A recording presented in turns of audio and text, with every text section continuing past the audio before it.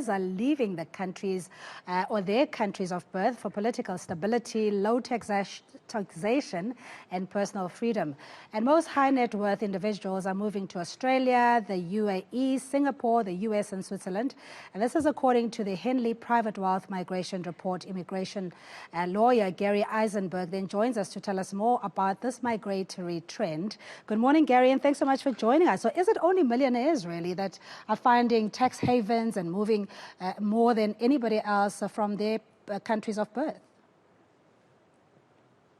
I think, well, first of all, we don't have good statistics to point us in any really precise direction with regard to demographics. Who are the people who are leaving? I think it can be divided roughly into two camps.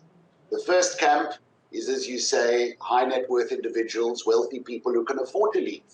Property in Dubai and Australia and the United States, United Kingdom and Europe, very expensive on the rand. The rand has decreased in value over the last few years, and therefore it's incredibly expensive on the rand to go anywhere, even on holiday. The second camp are young people, students going to study abroad, and families who have younger children. When they finish matric, where do they go and pursue their tertiary education?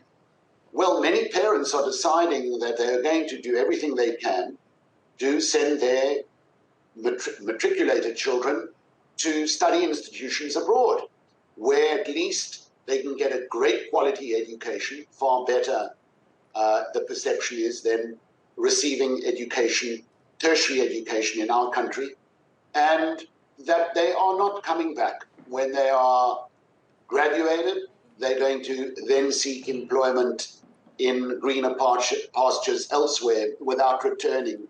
And very few of those students actually return. And they do that while the going is good, while it's still affordable, when they become part of the labor market of the jurisdiction they graduate in or some other foreign jurisdiction without returning to South Africa.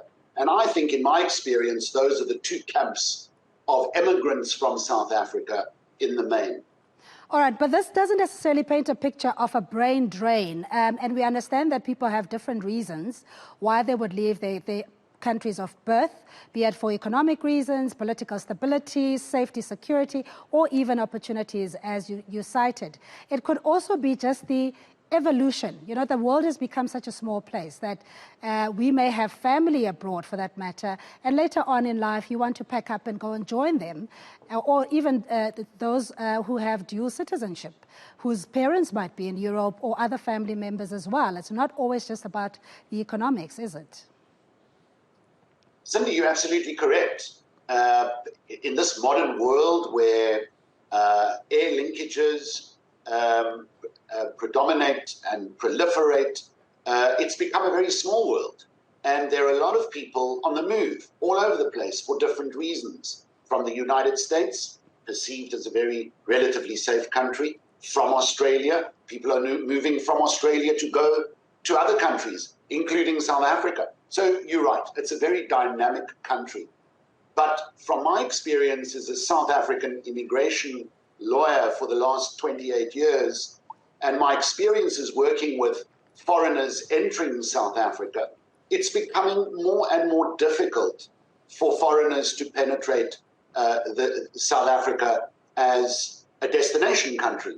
And my experience also shows me that countries with extremely difficult immigration regimes, highly restrictive regimes as we have, and do not attract foreigners to replace those who are leaving, this is creating serious intellectual and labor deficits in our country. And those deficits are not being filled in a myriad of different positions, from veterinarian sciences to the engineering sciences and medicine. A lot of those individuals are leaving and not being replaced by foreigners. And that's really impacting our economy quite considerably in those particular sectors. There's simply a lack of skills in South Africa, and it really is getting worse. But Gary, is the country doing enough to position itself as a preferred destination for critical skills, for leisure, for work and play, and even a safe environment. What else are we doing to attract the critical skills? Well, in all of those categories, not only critical skills, but also retirees. There was a major question asked in Parliament not so long ago by the Democratic Alliance: why are so many retired person visa applications being summarily refused on very specious grounds? So one wonders why we are not trying far harder to attract skills and money. We are not at all. The opposite is taking place. The Department of Home Affairs, and I can tell you from a position of great experience, this is something we experience every day of the week, is not doing enough to allow foreigners to enter in any category. There's a lot of obstructionism, a lot of bureaucratic red tape, either created by design to strangle the immigration system, but as a destination country, we're strategically very poor in attracting foreigners in any category, including critical skills. All right, Gary, we're going to have to leave it there. And hopefully next time we chat, we can talk about the benefits, the pros and cons of immigration, and paint a picture for those who are intending to do so and have the deep pockets to also immigrate. But thanks indeed for your time. And that is immigration lawyer Gary Eisenberg talking about the number of people that are leaving their countries of birth to seek greener pastures abroad and in various countries as well. Now, back